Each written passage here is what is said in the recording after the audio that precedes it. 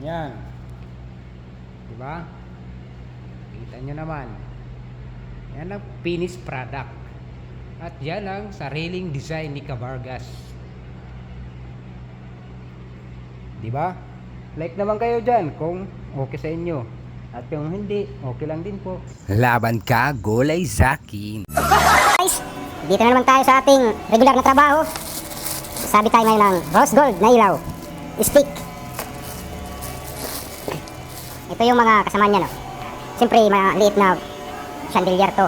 Pang low ceiling lang yan, mga pang dining. Ito yung mga pang high ceiling. Yan. Ayan, yan. Pang high ceiling. Yan yung ilaw ni Manny Pacquiao sa kanya, high ceiling. Ayan, mga pang hagdan. Ito, mga pang hagdan. Ito, mga pang living area. Yung mga pang high ceiling. At ito naman, mga pang dining. Pero ganoon din yung stick nun. Maiksi nga lang yung stick nito. Tara, samahan nyo ako. Siyempre ito, tanggalin muna natin yung mga nut ng kanyang base. Nandito kasi sa ilalim yung bracket nyan. Di ko na nabilang kung nakalimutan ko na yung bilang pala nito, kung ilang piraso itong stick na to. Basta makikita nyo na lang pagka mabuo na.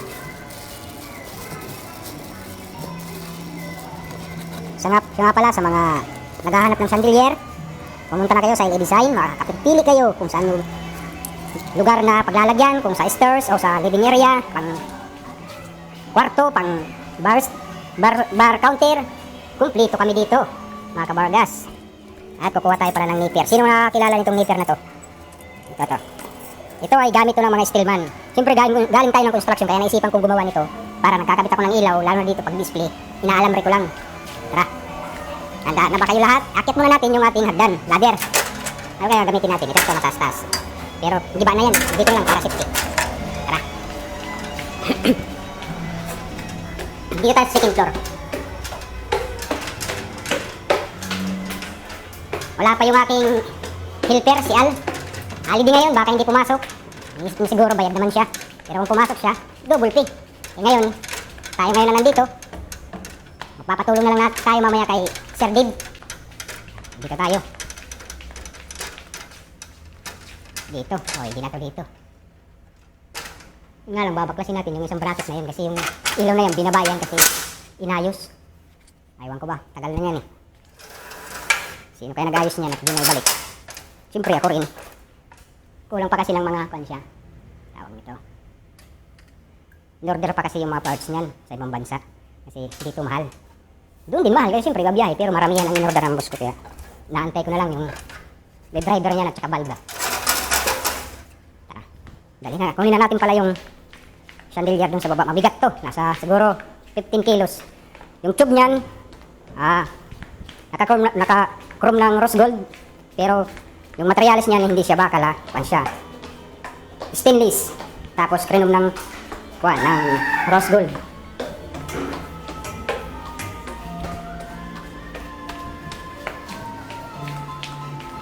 At syempre yung ating long nose, alamre. Dito na natin lagay yan. Buhatin natin. Ay!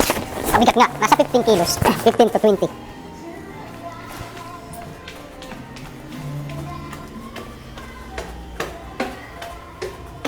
Sanay din naman kasi tayo magtrabaho ng mag-isa. Kahit walang helper. Kasi pinanganak nga naman tayo ng mag-isa, di ba? Walang kakambal. Kaya matuto ko magtrabaho ng mag-isa.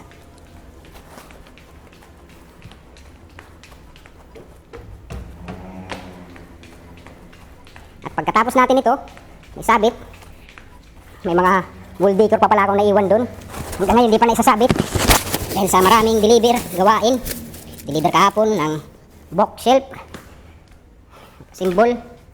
At pumasok pala tayo kahapon ng alas 12 na kasi may isang customer na bumili ng ceiling fan at pinasideline sa akin. Pinuntahan ko kahapon kahit na maulan. Kumita naman tayo doon ng 1.5. Ilang oras lang. Dumating ako doon mag alas 9. Natapos ko alas 11:30. Pagdating ko dito sa tindahan, sakto alas 12. Kain, tapos biyahe na naman para magkasimbol ng bookshelf. Tara. Ano pa ba ako kunin ko?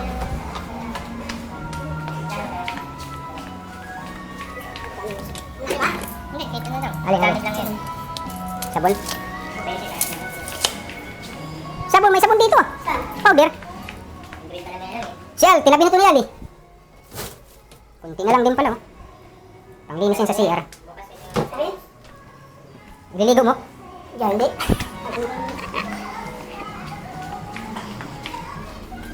Kumuha tayo ng metro para sukatin natin. Para malaman nyo kung anong dimension niya, yung haba ng kanyang base at lapad at yung drop niya, yung pinaka-full drop niya pag may stick na. Ngayon, ang may bibigay ko munang sukat sa inyo, yung kanyang base muna. Yung drop mamaya na yun. Kasi di pa nga natin isasabit, napakabilis mo naman excited ka, easy ka lang, easy. Tanggalin natin. Ito yung patitibayin natin kasi dito lang babase yung bigat.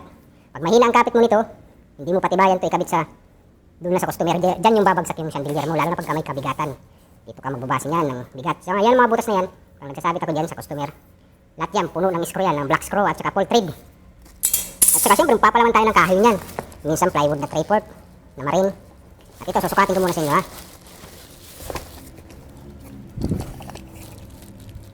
21 cm yung lapad niya. Yung kapal nito 4 cm. At yung haba niya 120 cm. Saka yung drop niyan, ito, papakitaan ko kayo mga drop nito ha. Yung drop nito, papakita ko sa inyo. Ang init, di pa pala tayo nakapagbukas ng aircon. Maya, buksan natin yung aircon. Ito, sukatin natin.